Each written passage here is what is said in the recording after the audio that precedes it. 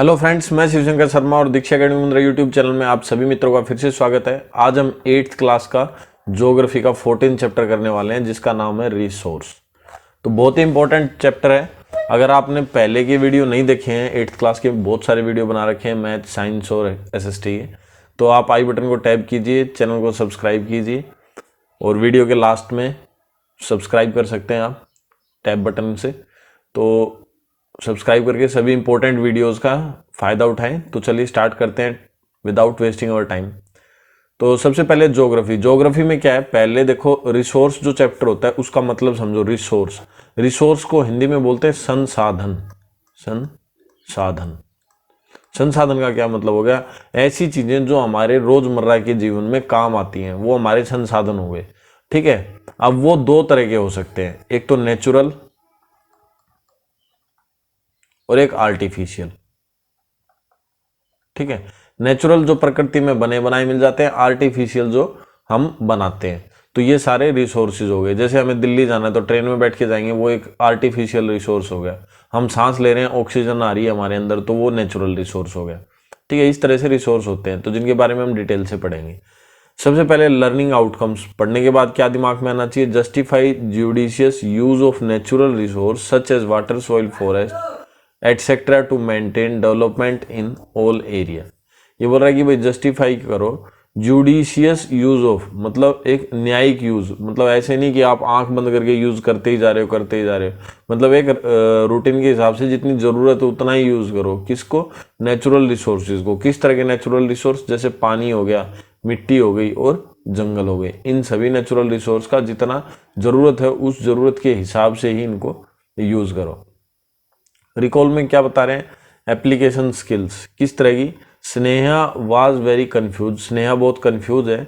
Miss प्रिया हर teacher, जो कि उसकी टीचर है, had taught about resource in the class, उसने उसको क्लास में रिसोर्सेज के बारे में पढ़ाया। Sneha knew that resource are thing that fulfil human needs, Sneha जानती है कि जो रिसोर्स होते हैं हैं थिंग्स, ऐसी चीजें, दैट जो फुलफिल करते हैं ह्यूमन नीड्स, आदमियों की जरूरत को, एंड वांट्स और इच्छाओं को।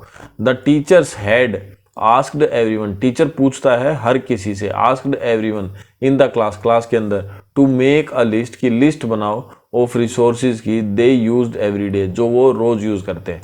Can you help her make the list, क्या आप उसको लिस्ट बनाने में उसकी सहायता करेंगे। तो देखो आगे क्या बोल रहा है, anything that fulfil human needs, ऐसी कोई भी चीज जो फुलफिल करती है human needs, is called a resource. समझ गए, आदमियों की जरूरत को पूरा करने वाली कोई भी चीज क्या कहलाती है, resource. The air we breathe, हवा जो हम सांस लेते हैं, द वाटर वी ड्रिंक, पानी जो हम पीते हैं, द फूड वी ईट, खाना जो हम खाते हैं, द मिनरल्स वी यूज, और मिनरल्स जो हम यूज करते हैं। आवर मीन, हमारा मतलब हो गया, आवर मीन ऑफ ट्रेवल, साधन, यानी हमें कहीं यात्रा करने तो उसके साधन। मीन ऑफ कम्युनिकेशन, बातचीत करने के साधन, जैसे फोन हो गया, टेलीफोन वगैरह या इंटरनेट जो भी। The entertainment facilities are all example of resources. Entertainment के लिए हम क्या क्या यूज करते हैं, टीवी यूज करते हैं, टीवी पे हम डिश देखते हैं, और भी मनोरंजन की बहुत सारी साइट्स हम देखते हैं, हॉटस्टार देखते हैं, ठीक है, डिज्नी देखते हैं, ऐसे बहुत सारी चीजें देखते हैं हम, जिनसे हमारा क्या होता है, मन क्या हो जाता है, खुश हो जाता है, इंटरटेनमेंट हो जाता है। तो ये सारे एग्जाम्पल किस चीज के हैं, रिसोर्सेज के हैं। It is there for essential, और ये जब जरूरी हो जाते हैं या क्लासीफाई किया जाता है रिसोर्स इनटू ब्रॉड कैटेगरी, इनको काफी बड़ी कैटेगरीज में डिवाइड किया गया है फॉर बेटर अंडरस्टैंडिंग, समझने के लिए। There are 3 main categories of resources. अगर इनको अच्छे से समझो तो 3 मेन कैटेगरी हो जाती है इसकी, यानी 3 चीजें हो जाती हैं और 3 चीजों में हम पूरा इसको समझ जाते हैं। सबसे पहला तो नेचुरल, मैंने बताया था आपको। फिर ह्यूमन रिसोर्स, जो आदमी के द्वारा बनाया गया ह्यूमन रिसोर्स हो गए, ठीक है। और तीसरा हो गया ह्यूमन मेड रिसोर्स, जो आदमी के द्वारा बनाए गए। तो प्राकृतिक रिसोर्स, आदमियों के रिसोर्स और ह्यूमन मेड रिसोर्स। तो चलो डिफरेंस देखते हैं इनका।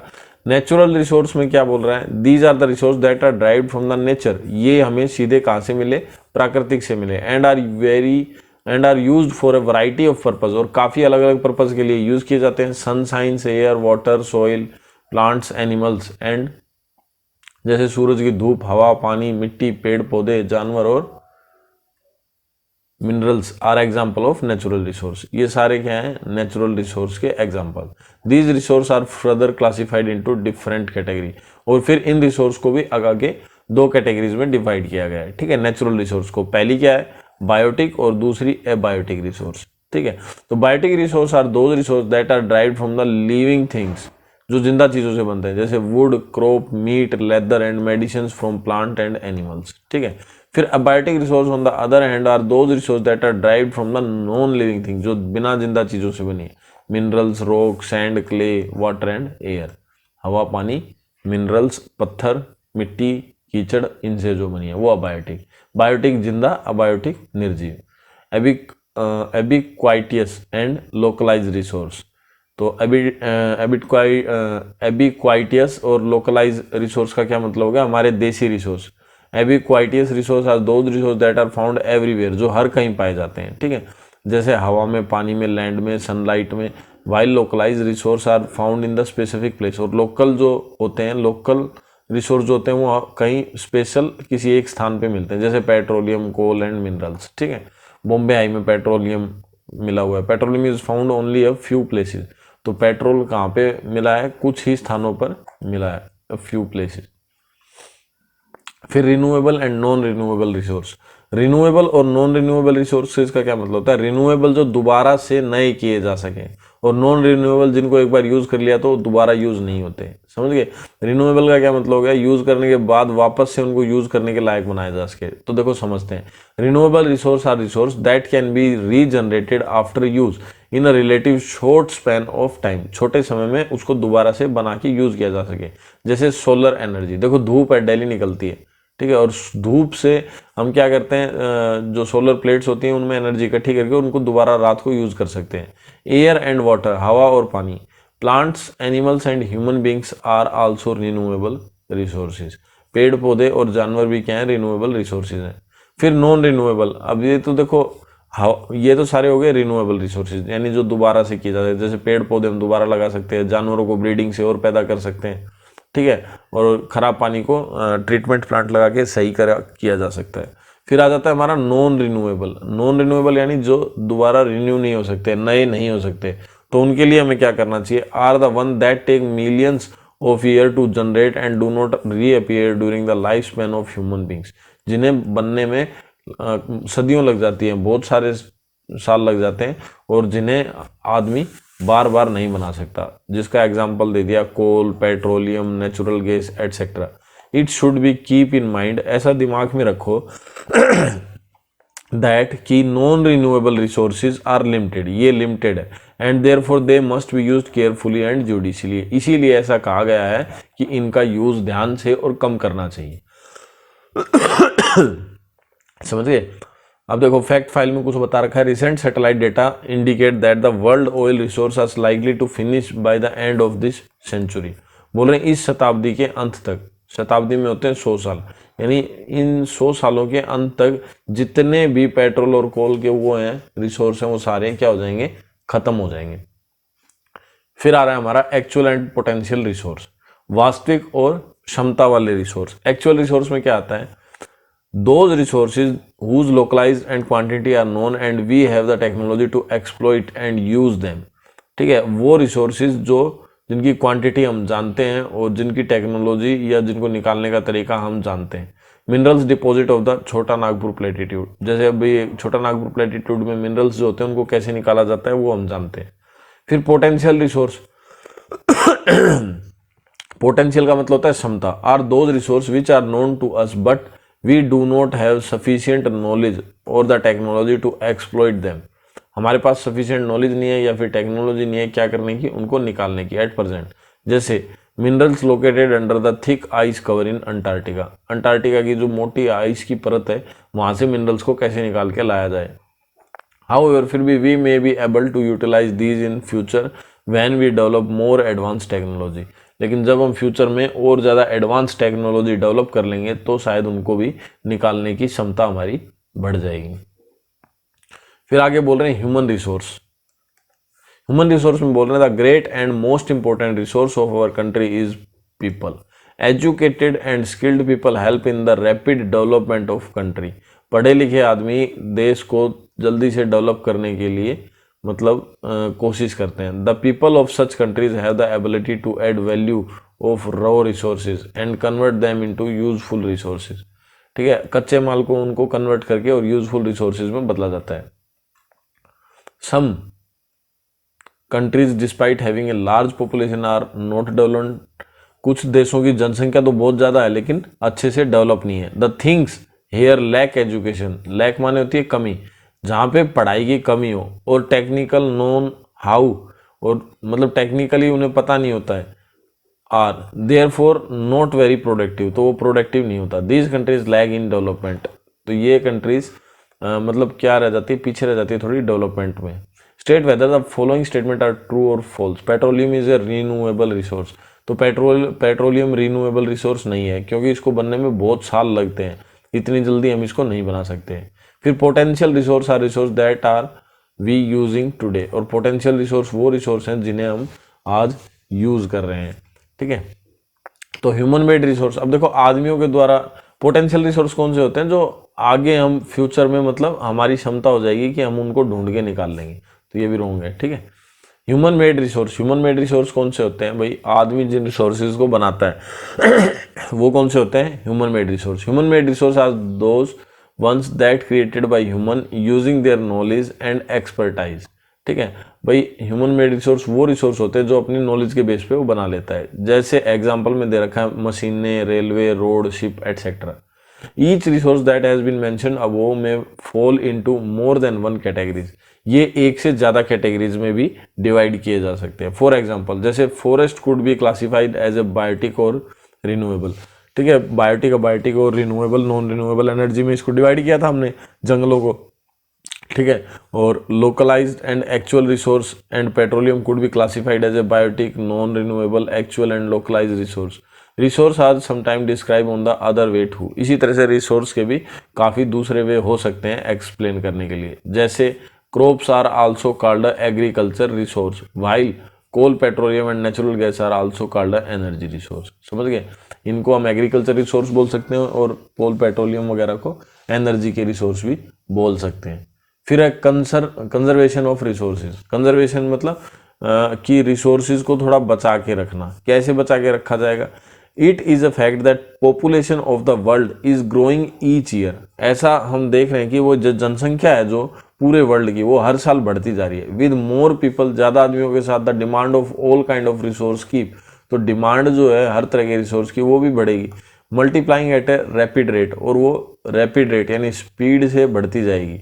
This lead to resource being over exploited, exhausted, damaged and misuse. अब इसकी वजह से क्या होगा, बहुत ज़्यादा निकाला जाएगा पेट्रोलियम को, और भी कुछ भी जो नेचुरल रिसोर्स हैं उनका बहुत ज़बरदस्त तरीके से मिसयूज किया जाएगा। The speed at which we are finished our resource is alarming and therefore it is essential. अब देखो जो हमारे रिसोर्स हैं वो इतनी स्पीड से ख़त्म हो रहे हैं तो वो हमें अलार्म कर रहे हैं भाई, एक चेतावनी दे रहे हैं, और इसलिए ज़रूरी है कि ये रिसोर्स सेव किए जाएँ, यूटिलाइज किया जाए judicially and conserve for future generation, और आने वाली जनरेशन्स के लिए भी इसका क्या किया जाए, कंजर्व किया जाए। It should be realise that, ऐसा महसूस किया जा रहा है कि if all life supporting resource are indiscriminately, अगर सभी जो जीवन को सपोर्ट करने वाले रिसोर्स हैं वो क्या होते जाएंगे, मतलब उनको अगर इनडिस्क्रिमिनेटली का मतलब क्या, सही तरीके से अगर उनका बंटवारा ना हो, तो use then our very existence on earth would be in danger, तो हमारा जो अर्थ के ऊपर एग्जिस्टेंस है वो खतरे में पड़ जाएगा। मतलब हमारी जो यहाँ पे रुके हुए हैं, जिंदा हैं हम, तो ये थोड़ा खतरे में पड़ जाएगा। Sustainable development means that we should exploit our resource carefully to meet our present requirement without compromising, बिना कंप्रोमाइज किए हुए, बिना क्या किए हुए, कंप्रोमाइज किए हुए ability of future generation to meet their own needs. ठीक है, अब क्या हो रहा है, सस्टेनेबल डेवलपमेंट एक इस तरह की डेवलपमेंट है जिसमें हम अभी अपने लिए ज़रूरत के लिए भाई रिसोर्स निकालते भी लें, लेकिन हम फ्यूचर में भाई फ्यूचर की जनरेशन्स की ज़रूरत के हिसाब से उसके साथ कंप्रोमाइज़ ना करें, मतलब हम इतना ही निकालें जितना हमें ज़रूरत है। In this manner there will be no wastage and penalty of resource will be available for use in the future. इससे क्या होगा कि भाई वेस्ट नहीं होगा, कुछ भी खराब नहीं जाएगा। Deforestation, over mining and over fishing are some of the many reason why resource are depleting fast and the environment is getting damage. तो ये भी एक मुख्य कारण है जिसकी वजह से क्या हो रहा है, इन्वायरमेंट हमारा खराब हो रहा है। जंगलों को धड़ाधड़ काटा जा रहा है, ठीक है, समुद्रों में से भी ज़्यादा मछलियाँ पकड़ी जा रही हैं, या भाई कोई भी ऐसा काम जो ज़्यादा किया जा रहा है तो उससे इन्वायरमेंट के ऊपर बहुत ही ज़्यादा इफेक्ट पड़ता है। We need to take step to control this situation. इस सिचुएशन को कंट्रोल करने के लिए हमें कुछ स्टेप लेने पड़ेंगे। Respect and care for all life form, conserving the earth diversity, और जो मतलब अर्थ के ऊपर डाइवर्सिटी है उसको भी बचाना पड़ेगा, ठीक है। डाइवर्सिटी मतलब ऐसे ऐसे जानवर जो विलुप्त होने वाले हैं, किसकी वजह से, डिफोरेस्टेशन की वजह से या ह्यूमन एक्टिविटीज़ की वजह से। तो ये ट्राई दिस में बोल रहा है, choose an area that we have affected by a recent natural calamities such as flood, drought and cyclone. बोल रहा है ऐसी जगहें चूज करो जहाँ पे प्राकृतिक की आपदाएं आई हो। प्राकृतिक की आपदाएं कैसे, जैसे बाढ़ आई हो, सूखा पड़ा हो, ठीक है, या साइक्लोन आया हो। Find out from newspaper report, the internet and magazine if the calamities has any link with how human being use और मिस यूज नेचुरल रिसोर्स। और उसके अंदर कुछ दिया हुआ तो उससे आप उसको कनेक्ट करें कि आदमी ने कैसे इन चीज़ों का मिस यूज़ किया जिसकी वजह से उसको ये नुकसान उठाना पड़ा। And improvement the quality of human beings all across the world are important in this regard. और आदमियों को इन चीज़ों के बारे में चेताना बहुत ज़रूरी है ताकि सारे वर्ल्ड के लोग मिल करके कुछ कर सकें इसके ऊपर। थिंकिंग हैट देखो, hot analytical skill, what do you think will happen when the fertility of available agriculture land is existed and there is a food storage everywhere. ये देखो, खाने की कमी हो रही है बहुत ज़्यादा, ओवर ग्रेजिंग या भाई डिफोरेस्टेशन की वजह से। What do you see in the picture, what effect will it have on the environment. भाई आप पिक्चर में क्या देख रहे हैं और इसका एनवायरनमेंट के ऊपर क्या असर पड़ रहा है। Value and life skills, you have just studied that human resources are the greatest resource that our country we have. However, in many countries a large portion of the population lack education. काफ़ी देशों में बहुत बड़ी जनसंख्या कम पढ़ी लिखी है। What can you children like you do to improve this situation? इस सिचुएशन से इम्प्रूव करने के लिए वो क्या करेंगे। How will it help these countries? और ये कंट्रीज़ कैसे हमारी सहायता करेंगी। तो ये सारी इंपॉर्टेंट चीज़ें हैं। समरी, अगर लेसन आपने ध्यान से नहीं पढ़ा हो तो आप समरी को रिवाइज कर सकते हैं जिससे आपको समझ में आ जाएगा। समरी में बहुत सारे क्वेश्चंस निकल के आ जाते हैं। फिर ग्लोसरी है, इंपॉर्टेंट पॉइंट है रिसोर्सेज, ये जरूर पढ़ें, ठीक है। इनमें से भी 1-2 नंबर का क्वेश्चन आ सकता है। और एक्सरसाइज में ये फिल इन द ब्लैंक्स हैं जो बेसिकली भर दिए गए हैं। चूज द करेक्ट आंसर, इनको देख के आप भर सकते हैं। Match the row, true false, और ये क्वेश्चन आंसर्स हैं। ऑब्जेक्टिव जॉइंट क्वेश्चन आंसर हम इसलिए नहीं कराते हैं क्योंकि बच्चे लेसन को ध्यान से देखते ही नहीं है, बस क्वेश्चन आंसर्स का रट्टा मार लेते हैं। तो हमने वीडियो बना रखा है बहुत अच्छे से ताकि आप क्वेश्चन आंसर का रट्टा ना मारें, उसको समझें। तो पूरे लेसन को पढ़े, पूरे लेसन के बीच में से ही क्वेश्चन आंसर्स पूछे जाएंगे। आशा करता हूँ वीडियो आपको पसंद आएगा। अगर वीडियो पसंद आए तो दोस्तों के साथ शेयर करें, सब्सक्राइब करें हमारा YouTube channel Diksha academy Mundra. Thank you friends.